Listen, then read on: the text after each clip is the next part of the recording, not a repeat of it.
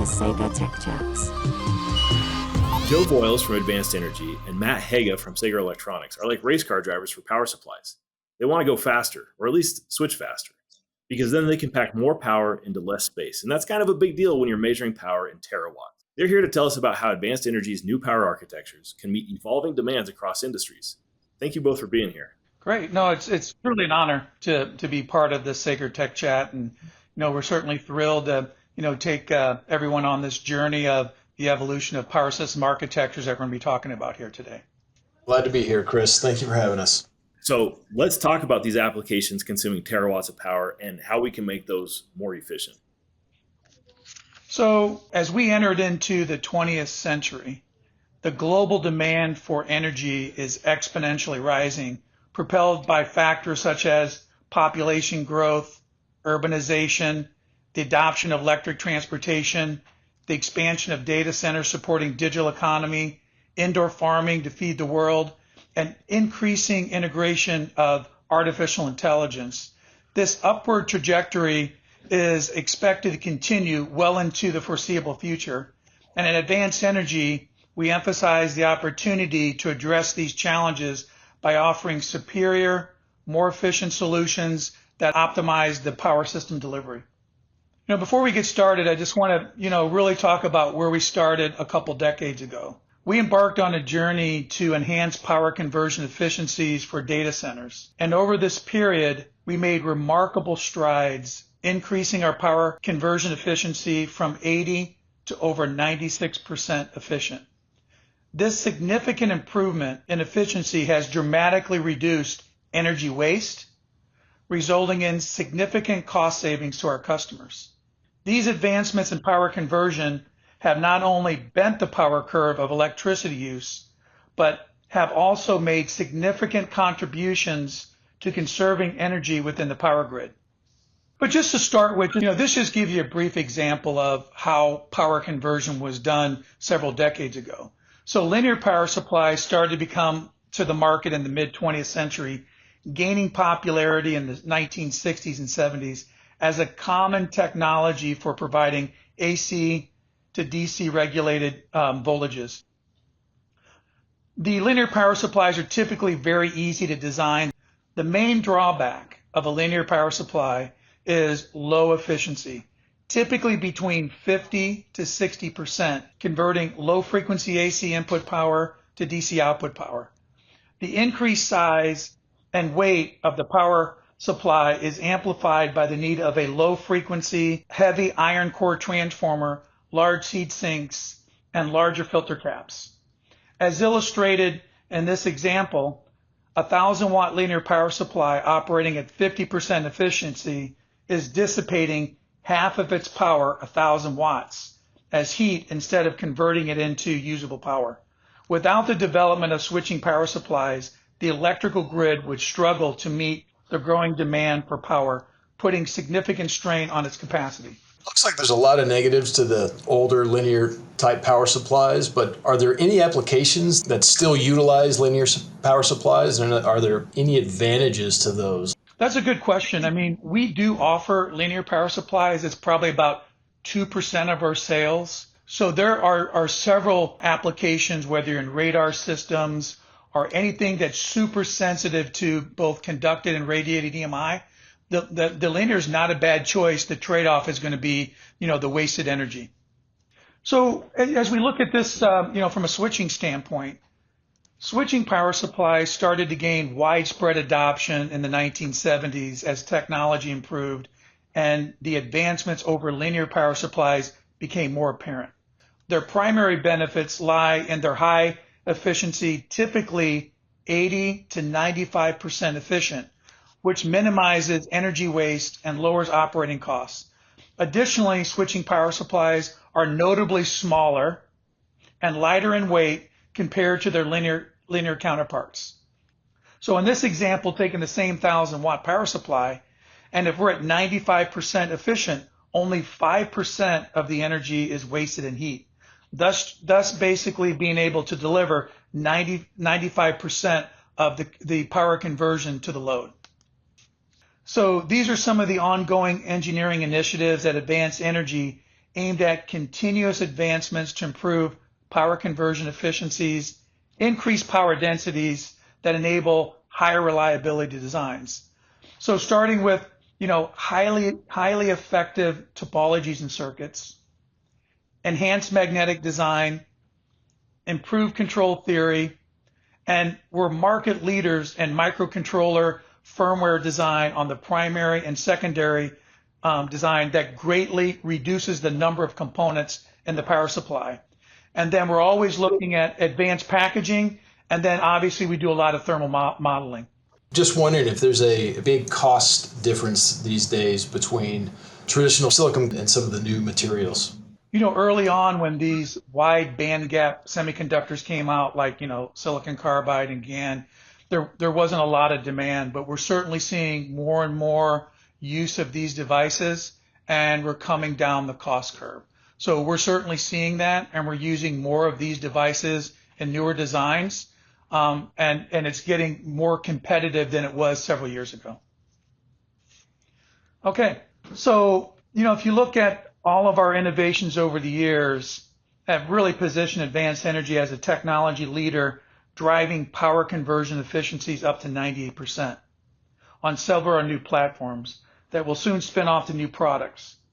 And what you can see is that as we increase the efficiency, and we can get to a point where we can have more power in a smaller package, that's kind of leading it. And this also is, from a lot of our customers, they're really one of the key specs, especially if you look at server, indoor farming, any of these big high demands.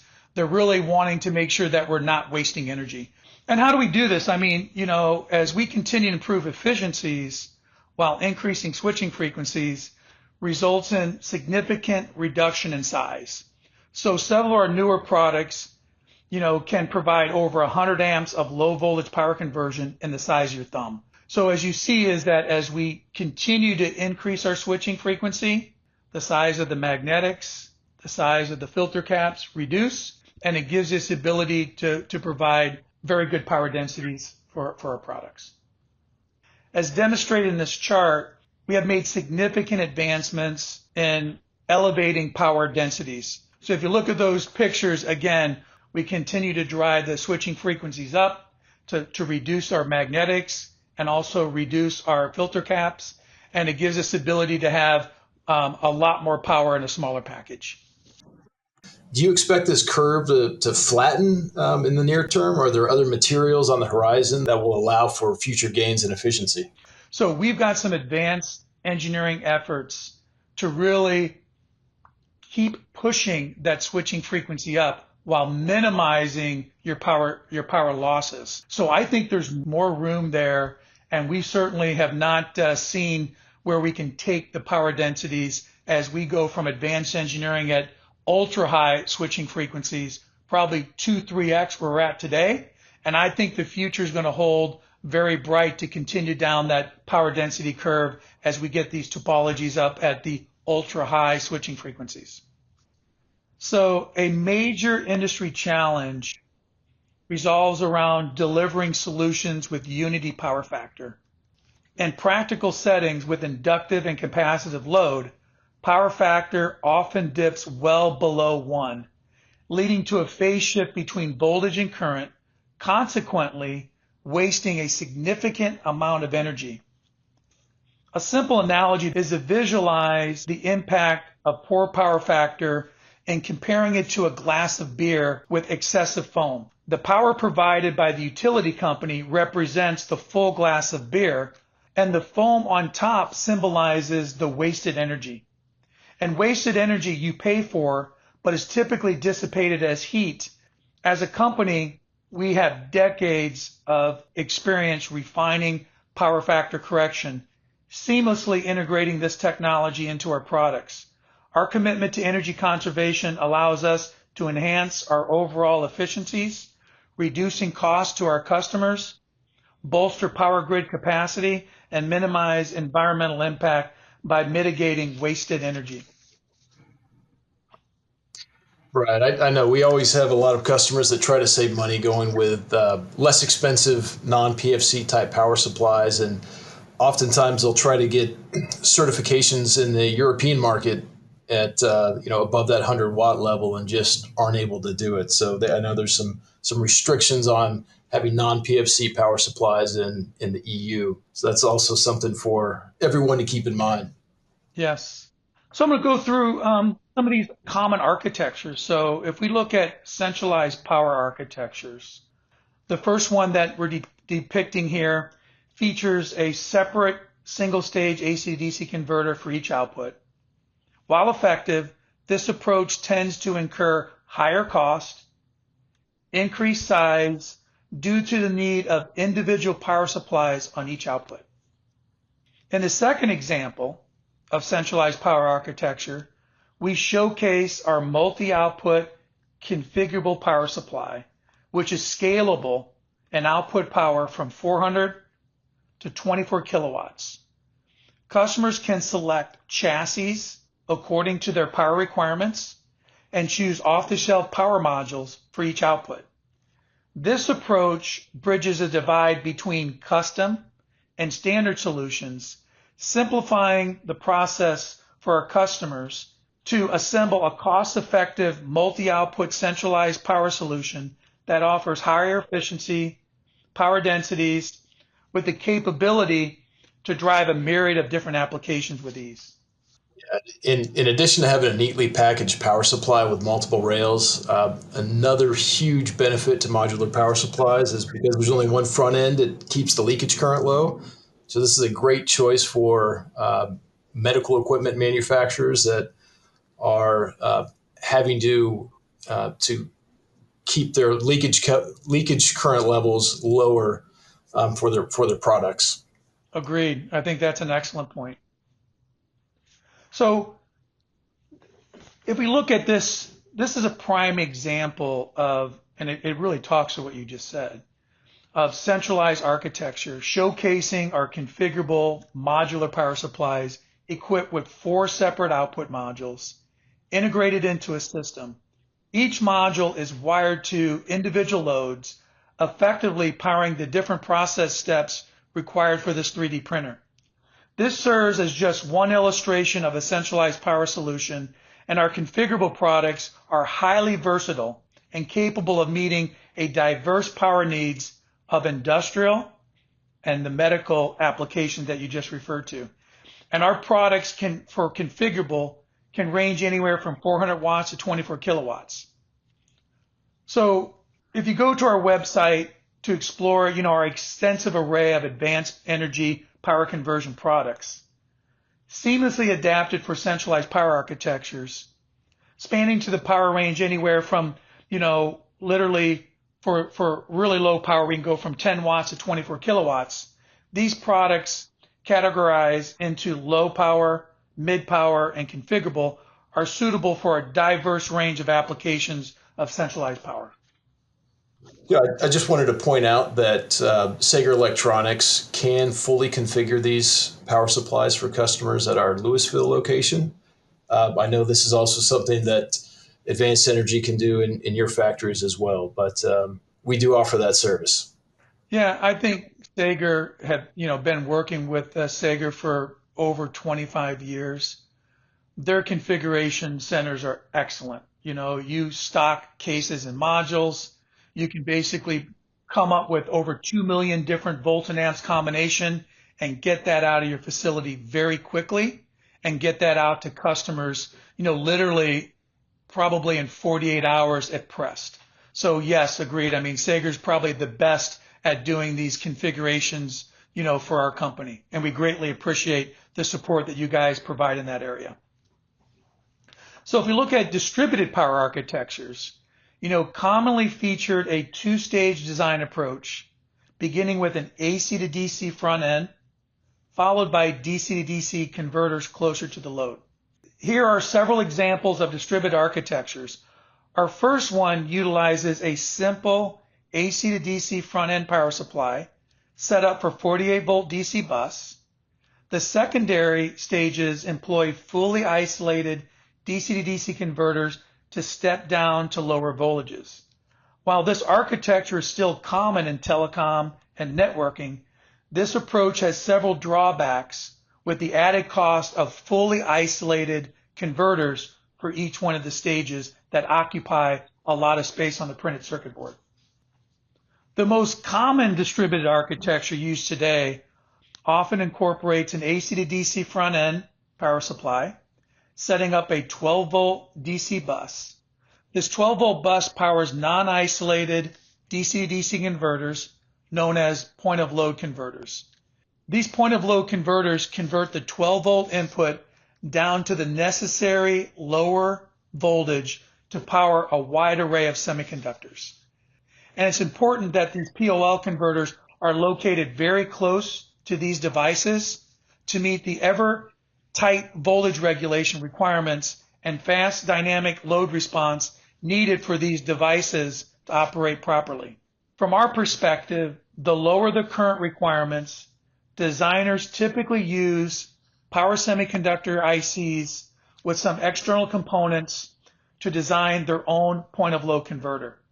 But for higher current requirements, designers typically look for off-the-shelf point-of-load converter modules to help address some of their PCB thermal challenges for currents that are greater than 100 amps. Some of our most popular products that we sell in this space is our LGA 110. 110 amps, literally the size of your thumb, to really do from 12 volts to low voltage power conversion at 110 amps. Another common distributed architecture used in telecom and computing applications feature a well-established AC to DC 48-volt front end, followed by an intermediate bus converter, which can be either isolated or non-isolated, to step down the 48 volts to 12 volts. This 12-volt bus is directed to the inputs of non-isolated point-of-load converters to further convert to the lower voltages required to power various semiconductor devices on the board. This is a good example of a widely used distributed architecture utilizing an AC to DC front-end power supply to establish a 12-volt bus, which gets routed to the printed circuit board to individual point-of-load converters positioned close to the semiconductor devices. These converters effectively deliver the various low-voltage outputs to effectively power each of the semiconductor devices on the board. So, I really encourage everyone to explore our website to discover the extensive array of our products tailored to support distributed architectures, offering a range of a full lineup of AC to DC front ends with a wide assortment of DC to DC converters. So let's talk about a hybrid power architecture. Here's an example of a hybrid power architecture where we utilize a configurable power supply featuring 4 outputs. The 4th output is a 24-volt DC output, which is the input to one of our standard boost converters, which converts 24 volts in to 30 kilovolts DC output. This highlights the seamless integration of using standard off-the-shelf power solutions to quickly generate both low and high voltage outputs needed in many industrial and medical applications. And in the second example here, utilizing various conversion stages, and that's why we call this a hybrid architecture. But this just demonstrates how you can basically take 48 volts, do the down conversion, you can go through a bus converter, go to non-isolated discretes or modules to generate the low voltage outputs. But in this medical application, effectively demonstrates the versatility of our comprehensive standard product. Meeting a full spectrum of output voltages requiring the necessary power to this complex medical imaging from the low voltage outputs needed to also the high voltage to drive these pin diodes in this medical imaging application. So with our products, literally off the shelf, you can configure both low and high voltage to power a myriad of these different applications. And the majority of your products are both medically and industrial certified, correct? Correct. And I think, by design, what we try to do in most cases, not all cases, but in most cases, when we start with a new design, a lot of our products are going to be industrial certified and medical certified. And then here, just visit our website and you literally can find, a whole myriad of products to provide AC front ends, DC front ends, buck and boost converters, all on our website today. This is a topic that we're really excited to talk about, but one of the challenges in high power systems is selecting the optimal output voltage to minimize power loss. As illustrated in the table on the right, with an output power of 3 kilowatts and an output voltage of 12 volts, this results in a current that would be 250 amps. If the output voltage goes to 400 volts, the output current drops to 8 amps, significantly reducing the required copper and minimizing the I squared R losses that you talked about. We are seeing more higher power systems for a lot of complex applications that have been around 48 volts for a long time, moving up to 400 volts to basically minimize these losses and reduce the amount of copper. And we're seeing a lot more of these type of architectures in specific applications today. And here are a few examples of high power, higher voltage architecture we pioneered, literally decades ago. These innovations paved the way for standard high voltage modules that are sized to standard board mounted DC-DC formats. This design includes an AC input to 400 volt DC output with power factor correction to establish a 400 volt DC bus.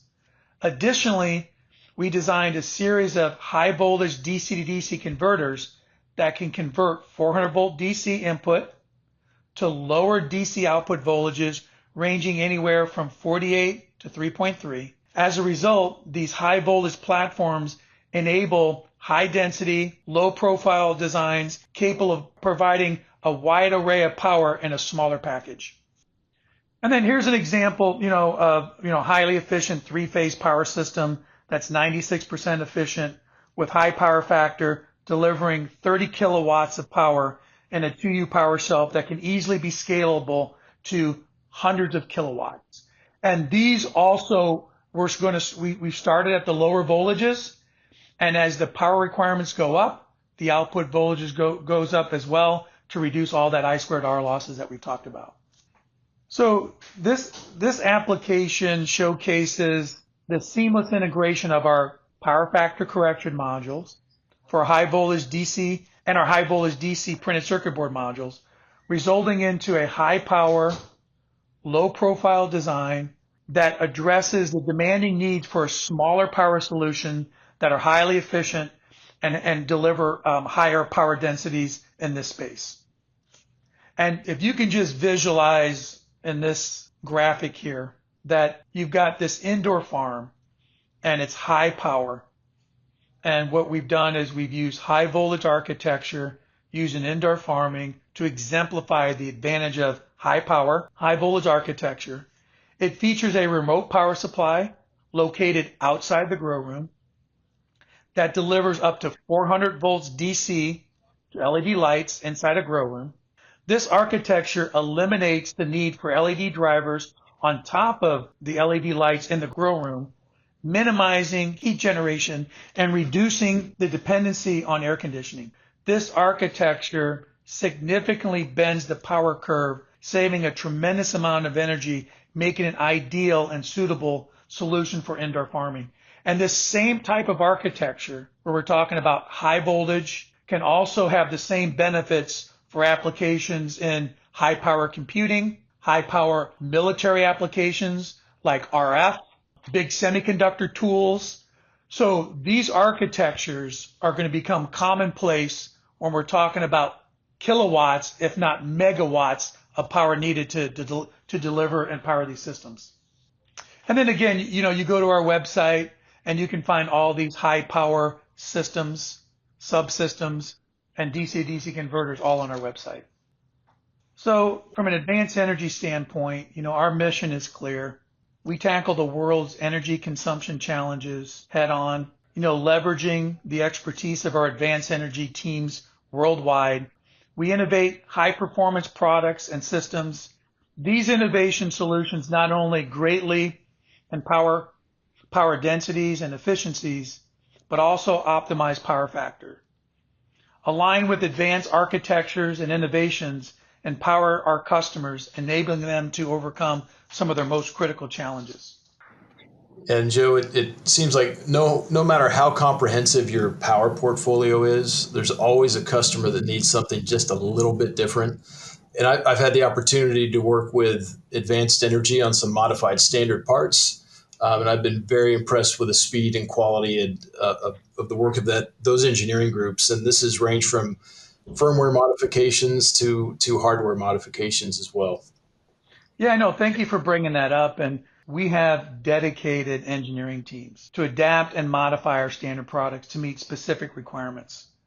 We also have the capabilities of integrating our products into custom enclosures to meet specific mechanical requirements.